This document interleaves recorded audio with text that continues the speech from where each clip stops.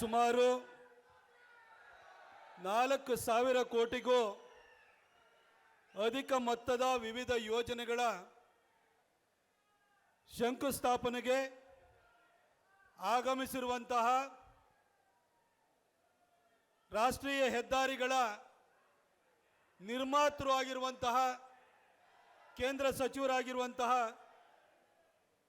Shri Nitin Gadkari sir ಅವರೇ, ಈ ವೇದಿಕೆಯಲ್ಲಿ ಉಪಸ್ಥಿತರಿರುವ ನಮ್ಮ ಜಿಲ್ಲಾ ಉಸ್ತುವಾರಿ ಸಚಿವರಾಗಿರುವ ಮಾದೇವಪ್ಪ ಸರ್ ಅವರೇ, ಮಾಜಿ ಸಚಿವರು ಜನಪ್ರಿಯ ನೇತಾರರು ಆಗಿರುವಂತಹ ರೇವಣ್ಣ ಸಾಹೇಬ್ರೆ, ಈ ವೇದಿಕೆಯಲ್ಲಿ ಉಪಸ್ಥಿತರಿರುವ ಮಂಡ್ಯದ ಜನಪ್ರಿಯ ಸಂಸದರಾಗಿರುವಂತಹ ಸುಮಲತಾ ಮೇಡಮ್ ಅವರೇ, ನಮ್ಮ ಕೋಲಾರದಲ್ಲಿ ಕ್ಲಾಕ್ ಟವರ್ ಮೇಲೆ ತ್ರಿವರ್ಣ ಧ್ವಜವನ್ನು ಹಾರಿಸಿದಂತಹ ಸಂಸದರಾಗಿರುವಂತಹ ಮುನಿಸ್ವಾಮಿ ಅವರೇ, ಕೃಷ್ಣರಾಜ ಕ್ಷೇತ್ರದ ಜನಪ್ರಿಯ ಸಂಸದರಾಗಿರುವ ಶಾಸಕರಾಗಿರುವ ವಸಣ್ಣ ಅವರೇ,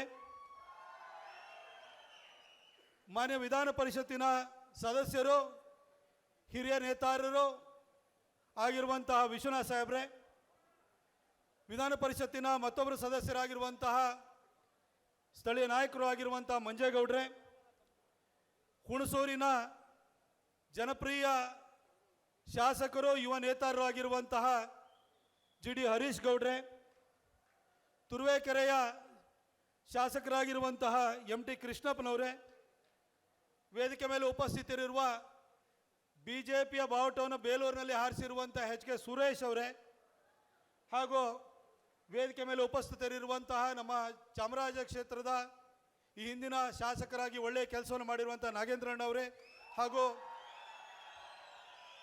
ನಮ್ಮ ನ್ಯಾಷನಲ್ ಹೈವೇಯ RO ಆಗಿರುವಂತಹ RO ಅವರೇ, ಹಾಗೂ ನಮ್ಮ ಸ್ಥಳೀಯರು ಮತ್ತು ಚೀಫ್ ಇಂಜಿನಿಯರ್ ಕೂಡ ಆಗಿರುವಂಥ ರಮೇಂದ್ರ ಅವರೇ, ಹಾಗೂ ನರೇಂದ್ರ ಶರ್ಮಾ ಅವರೇ, ಬ್ರಹ್ಮಾಂಕರ್ ಅವರೇ, ಹಾಗೂ ಎಲ್ಲ ಅಧಿಕಾರಿಗಳೇ ಮತ್ತು ವೇದಿಕೆ ಮುಂಭಾಗದಲ್ಲಿ ಆಸೀನರಾಗಿರುವಂತಹ ಮೈಸೂರಿನ ಎಲ್ಲ ಬಂಧು ಬಾಂಧವರೇ ಮತ್ತು ನನ್ನ ಮಾಧ್ಯಮ ಮಿತ್ರರೇ, ಬಹಳಷ್ಟು ಜನ ಈ ಮೈಸೂರು ಭಾಗದಲ್ಲಿ ಆಗಿರುವಂತಹ ಈ ರಸ್ತೆ ಅಭಿವೃದ್ಧಿ ಯೋಜನೆಗಳಿಗೆ ನನಗೆ ಬಹಳ ಜನ ನೀವು ಶ್ರೇಯಸ್ಸನ್ನು ಕೊಡ್ತಾ ಇರ್ತೀರಿ.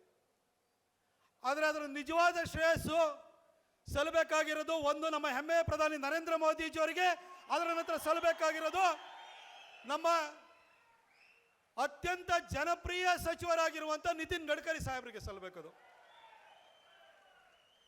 ಒಂದು ರಸ್ತೆನಲ್ಲಿ 8,000 ಪ್ಯಾಸೆಂಜರ್ ಕಾರ್ ಯೂನಿಟ್ಗಳು ಹೋಗ್ತಾ ಇದೆ ಅಂದರೆ, ಕಾರು ಹೋಗ್ತಾ ಇದೆ ಅಂತಂದರೆ ಅದು ಆಟೋಮೆಟಿಕ್ ಆಗಿ 2 ಲೈನ್ ಹೈವೇಗೆ ಅದು ಕ್ವಾಲಿಫೈ ಆಗುತ್ತೆ. ಅಬೌಟ್ 10,000 ಇತ್ತು ಅಂದರೆ ಅದು 4 ಲೈನಿಗೆ ಕ್ವಾಲಿಫೈ ಆಗುತ್ತೆ. ಅಬೌಟ್ 25,000 ಇತ್ತು ಅಂತಂದರೆ ಅದು 6 ಲೈನಿಗೆ ಕ್ವಾಲಿಫೈ ಆಗುತ್ತೆ. ಆದರೆ ಈ ರೀತಿಯ ಪ್ರಪೋಸಲ್ಗಳನ್ನ ಕಳಿಸಿದಾಗ ಅದನ್ನು ಒಪ್ಕೊಂಡು DPR ಮಾಡಿ ಅದಕ್ಕೆ ಅನುದಾನವನ್ನು ಕೊಟ್ಟು ಅದನ್ನು ಕನ್ಸ್ಟ್ರಕ್ಟ್ ಮಾಡುವಂಥದ್ದು ಇದೆಲ್ಲ ಬಹಳ ದೊಡ್ಡ ಕೆಲಸವಾಗುತ್ತೆ. ಅದು ಭಾರತ್ ಮಾಲಾ ಪರಿಯೋಜನೆಯನ್ನು 2015ರಲ್ಲಿ ಜಾರಿಗೆ ತಂದು ಸಾವಿರಾರು ಕಿಲೋಮೀಟರ್ ರಸ್ತೆಯನ್ನು ಇಡೀ ದೇಶಾದ್ಯಂತ ನಿರ್ಮಾಣ ಮಾಡಿರುವಂಥವ್ರು. ಮೈಸೂರು ಮತ್ತು ಬೆಂಗಳೂರು ಹೈವೇಗೂ ಕೂಡ ಮೋದಿಜಿಯವರು ಇಲ್ಲಿ ಬಂದು ಘೋಷಣೆ ಮಾಡಿದ ನಂತರ ಅದರ ಕನ್ಸ್ಟ್ರಕ್ಷನ್ಗೆ ಬಂದು ಭೂಮಿ ಪೂಜೆಯನ್ನು ಮಾಡಿ ಇವತ್ತದು ನಿರ್ಮಾಣ ಆಗಿದ್ರೆ ಅದಕ್ಕೆ ದೊಡ್ಡ ಶ್ರೇಯಸ್ಸು ಸಲ್ಲಬೇಕಾಗಿರುವಂಥದ್ದು ನಮ್ಮ ನಿತಿನ್ ಗಡ್ಕರಿ ಸಾಹೇಬರಿಗೆ. ಅವರಿಗೆ ಸಮಸ್ತ ಮೈಸೂರಿಗರ ಪರವಾಗಿ ನಾನು ಮತ್ತೊಮ್ಮೆ ಧನ್ಯವಾದವನ್ನು ಹೇಳ್ತೀನಿ. ಹಾಗೆ ಇವತ್ತು ಮೈಸೂರು ರಿಂಗ್ ರೋಡು ಅದು ಇವತ್ತು ರಾಷ್ಟ್ರೀಯ ಹೆದ್ದಾರಿಯಾಗಿದ್ದರೆ, ರಿಂಗ್ ರೋಡಿಗೆ ಇವತ್ತು ನಾವು ಡಾಂಬರೀಕರಣವನ್ನು ಮಾಡಿದರೆ ಅದಕ್ಕೂ ಕೂಡ ನಮ್ಮ ನಿತಿನ್ ಗಡ್ಕರಿ ಸಾಹೇಬರು ಕಾರಣರಾಗಿದ್ದಾರೆ. ಇವತ್ತು ನರಸೀಪುರದಿಂದ ರಿಂಗ್ ರೋಡ್ವರೆಗೂ ಹಾಗೂ ರಿಂಗ್ ರೋಡ್ ನಂತರ ನಂಜನಗೂಡು ಜಂಕ್ಷನಿಂದ ಕೇರಳ ಬಾರ್ಡ್ವರೆಗೂ 212 ಹೈವೇ ಇರ್ಬೋದು, 766 ಇರ್ಬೋದು, ಎರಡಕ್ಕೂ ಕೂಡ 140 ಕೋಟಿಗಿಂತ ಹೆಚ್ಚು ಅನುದಾನವನ್ನು ಕೊಟ್ಟು ಅದರ ಡಾಂಬರೀಕರಣ ಆಗ್ತಿದ್ರೆ ಅದಕ್ಕೂ ನಿತಿನ್ ಗಡ್ಕರಿ ಸಾಹೇಬ್ರ ಕಾರಣ. ಇವತ್ತು ಹೂಟ್ಗಳಿನಲ್ಲಿ ದಕ್ಷ PU ಕಾಲೇಜ್ ಹತ್ರ 4 ಲೈನಿಂಗ್ ಮಾಡಿದ್ದೀವಿ, ಇವತ್ತು ಸರ್ವಿಸ್ ರೋಡ್ ಮಾಡಿದ್ದೀವಿ, ಅದಕ್ಕೂ ಗಡ್ಕರಿ ಸಾಹೇಬ್ರ ಕಾರಣ. ಹಾಗೆ ನರಸೀಪುರ ರೋಡಲ್ಲಿ ದೊಡ್ಡಾಲದ ಮರದವರೆಗೂ 4 ಲೈನಿಂಗ್ ಮಾಡಿದ್ದೀವಿ, ಅದಕ್ಕೂ ನಿತಿನ್ ಗಡ್ಕರಿ ಸಾಹೇಬ್ರ ಕಾರಣ. ಇಷ್ಟು ಮಾತ್ರ ಅಲ್ಲ, ಇವತ್ತು ಶಂಕುಸ್ಥಾಪನೆ ಆಗ್ತಿರೋಂಥದ್ದು ಲೆವೆಲ್ ಕ್ರಾಸಿಂಗ್ 1 ಮತ್ತು ಲೆವೆಲ್ ಕ್ರಾಸಿಂಗ್ 5. ಲೆವೆಲ್ ಕ್ರಾಸಿಂಗ್ 1 ಯಾವುದು ಅಂತಂದರೆ ಈ ಪಕ್ಕದಲ್ಲಿರುವಂಥ ಕ್ರಾಫರ್ಡ್ ಹಾಲ್ ಪಕ್ಕದಲ್ಲಿರುವಂತಹ ರೈಲ್ವೆ ಹಳಿ ಏನಿದೆ ಅಲ್ಲಿ ನಾವು ಅಂಡರ್ ಪಾಸನ್ನು ಮಾಡ್ತೀವಿ. ಅದಕ್ಕೂ ಕೂಡ 45 ಕೋಟಿ ದುಡ್ಡು ಕೊಟ್ಟಿರೋರು ಯಾರಪ್ಪ ಅಂತಂದರೆ ಅದಕ್ಕೆ ನಿತಿನ್ ಗಡ್ಕರಿ ಸಾಹೇಬರು ಕೊಟ್ಟಿದ್ದಾರೆ. ಹಾಗೆ ರಾಯಲ್ ಇನ್ ಸರ್ಕಲ್ ಹತ್ರ ಅಲ್ಲೂ ಫ್ಲೈಓವರ್ ಬೇಕು, ಲೆವೆಲ್ ಕ್ರಾಸಿಂಗ್ ಇದೆ, ಅದಕ್ಕೂ ದುಡ್ಡು ಕೊಡ್ತಾ ಇದ್ದಾರೆ. ರಿಂಗ್ ರೋಡ್ನಲ್ಲಿ 7 ಕಡೆ ಗ್ರೇಡ್ ಸಪ್ರೇಟ್ಗಳನ್ನ ಮಾಡ್ತಿದ್ವಿ, ಅದಕ್ಕೂ ಶಂಕುಸ್ಥಾಪನೆ ಆಗ್ತಿದೆ. ಅದಕ್ಕೂ ಕೂಡ ದುಡ್ಡು ಕೊಟ್ಟಿರೋರು ಯಾರಪ್ಪ ಅಂತಂದರೆ ನಿತಿನ್ ಗಡ್ಕರಿ ಸಾಹೇಬರು ಕೊಟ್ಟಿದ್ದಾರೆ. ಇವತ್ತು ಹುಣಸೂರಿನ ಶಾಸಕರಾಗಿರುವಂತಹ ಇಲ್ಲೇ ನಮ್ಮ ಹರೀಶ್ ಗೌಡರು ಇದ್ದಾರೆ. ಬೈಪಾಸಲ್ಲಿ ಹೋಗ್ಬೇಕಾದ್ರೆ ಕಂಜೆಷನ್ನು ಭಾಳ ಸಮಸ್ಯೆ ಆಗುತ್ತೆ ಅಂತ ಹೇಳಿದ್ರು. ಅದಕ್ಕೋಸ್ಕರವಾಗಿ ಆ ಸಮಸ್ಯೆ ಅದನ್ನು ನಿವಾರಿಸಲಿಕ್ಕೋಸ್ಕರವಾಗಿ ಸುಮಾರು 86 ಕೋಟಿ ರೂಪಾಯಿನ ಕೊಟ್ಟದ್ದು 4 ಲೈನಿಂಗನ್ನು ಹರೀಶ್ ಗೌಡರು ಅವ್ರದ್ದು ಮನವಿನ ಮಾಡಿಕೊಂಡ್ರು. ಆ ಮನವಿನ ನಾನು ನಿತಿನ್ ಗಡ್ಕರಿ ಸಾಹೇಬ್ರಿಗೆ ಕೊಟ್ಟಿದ್ದೆ. ಅದನ್ನು ನರೇಂದ್ರ ಶರ್ಮಾ ಅವರ ಮುಖಾಂತರವಾಗಿ ಕಳಿಸ್ಕೊಟ್ಟಿದ್ದಕ್ಕೆ ಗಡ್ಕರಿ ಸಾಹೇಬರು 86 ಕೋಟಿ ರೂಪಾಯಿ ಕೊಟ್ಟಿದ್ದಾರೆ. ಅದಕ್ಕೂ ಕೂಡ ಇವತ್ತು ನಿತಿನ್ ಗಡ್ಕರಿ ಸಾಹೇಬರಿಗೆ ನಾನು ಧನ್ಯವಾದವನ್ನು ಹೇಳಲಿಕ್ಕೆ ಬಯಸ್ತೀನಿ. ಎಲ್ಲ ಕಡೆಗೂ ರಿಂಗ್ ರೋಡ್ನಲ್ಲಿ ಗ್ರೇಡ್ ಸಪ್ರೇಟ್ಗಳೇನಿದೆ ಅಲ್ಲಿ ಜಿ ಟಿ ದೇವೇಗೌಡ ಸಾಹೇಬರು ಎಲ್ಲ ಕಡೆನೂ ಸಮಸ್ಯೆ ಆಗುತ್ತೆ. ಭೋಗಾದಿ ರೋಡಲ್ಲಿ ಸಮಸ್ಯೆ, ಇಲ್ಲಿ ವಿಜಯನಗರ 4 ಸ್ಟೇಜಲ್ಲಿ ಸಮಸ್ಯೆ, ರಾಯಲ್ ಇನ್ ಸರ್ಕಲ್ ಹತ್ರ ಸಮಸ್ಯೆ, ಈ ಥರ ಹೇಳಿದರು. ಅದಕ್ಕೂ ದುಡ್ಡು ಕೊಟ್ಟು ಇವತ್ತು ಶಂಕುಸ್ಥಾಪನೆಯನ್ನು ಮಾಡಲಿಕ್ಕೆ ಬಂದಿದ್ದಾರೆ. ಅವರಿಗೆ ನಾನು ನಿಮ್ಮೆಲ್ಲರ ಪರವಾಗಿ ಮತ್ತೊಮ್ಮೆ ಧನ್ಯವಾದವನ್ನು ಹೇಳ್ತಾ, ಅದ್ರ ಜೊತೆಗೆ ಮಾನ್ಯ ಸಚಿವರ ಎದುರುಗಡೆಗೆ ನಾನು ಒಂದೆರಡು ರಿಕ್ವೆಸ್ಟ್ಗಳನ್ನು ಕೂಡ ನಾನು ಕೊಡಲಿಕ್ಕೆ ಬಯಸ್ತೀನಿ. Gadkari sir, you visited Mysuru way back in 2022 on June 5th.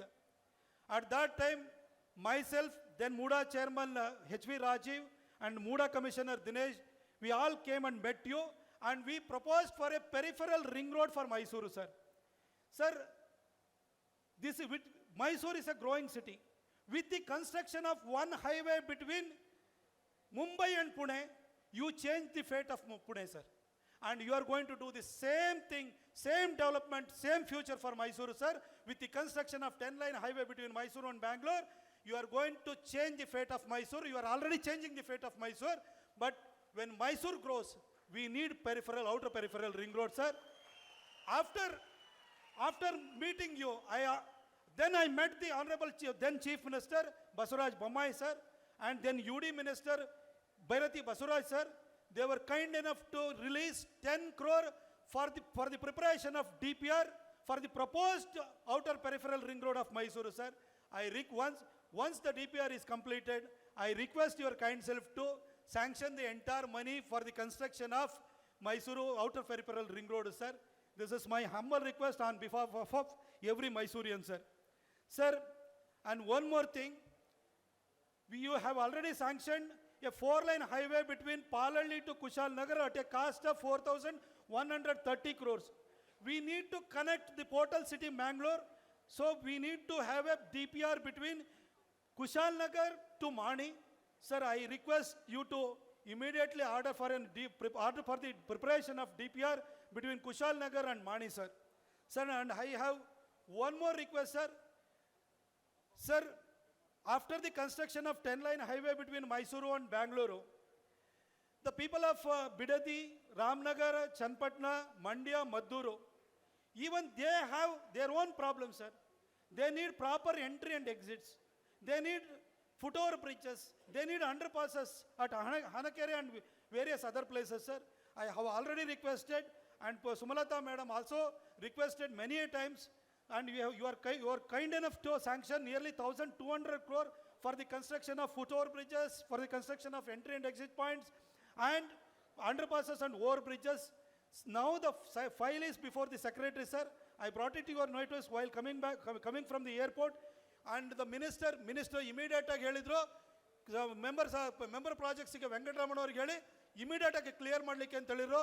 I thank you on behalf of the people of Mysuru, Mandya and Ramnagar, sir. Thank you so much, sir. Sir, we are facing lot of congestion in Mysuru city, sir. The highway number 275 starts from Metropole Circle, sir. We need to have a flyover from Metropole Circle to Ilavala, and we need to have another flyover for 212 highway and 275 highway, sir. So I will give you a request, sir. Please, be sympathetic to Mysoreans, sir. We need this because the heart of city will be congested during the peak hours, sir. only to decongest the Mysuru city, we need to have these flyovers, sir.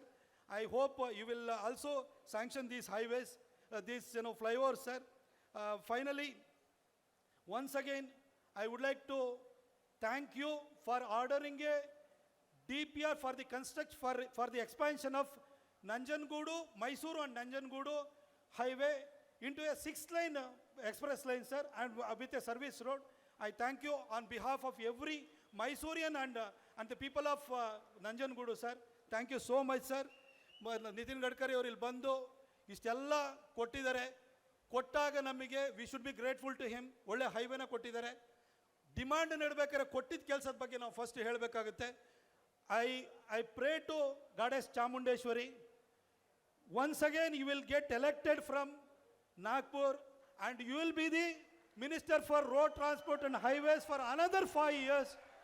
Only you are capable of changing the landscape of India, sir. Only you are capable of connecting the ports, connecting all the cities through your road network, sir. I wish you all the best on behalf of every Mysorean, sir. ಹಾಗೆ ನಮ್ಮ Madevappa sir ಇದ್ದಾರೆ, ಭಾಳ ಅವರು ಮೈಸೂರು ಬಗ್ಗೆ ಆಸಕ್ತಿಯನ್ನು ಪ್ರೀತಿಯನ್ನು ಇಟ್ಕೊಂಡಿರುವಂಥವ್ರು. ಅವರಿಗೂ ಕೂಡ ನಾನು ಧನ್ಯವಾದವನ್ನು ಹೇಳ್ತೀನಿ. ಅವರ ಯೋಗದಾನನೂ ಕೂಡ ಎಲ್ಲ ವಿಷಯಗಳಲ್ಲೂ ಕೂಡ ಇದೆ. ಹಾಗೆ ನಮ್ಮ ರೇವಣ್ಣ ಸರ್ ಬಂದಿದ್ದಾರೆ. ಎಡಗೌಡನಹಳ್ಳಿಯಿಂದ ಮೈಸೂರಿಗೆ 4 ಲೈನ್ ಹೆಂಗೆ ಹೈವೇ ಆಗುತ್ತೆ ನಮ್ಮ ಬಿಳಿಕೆರೆವರೆಗೂ, ಆ ಹೈವೇನಲ್ಲಿ ಅವರ ಪಾತ್ರ ಬಹಳ ದೊಡ್ಡದಿದೆ.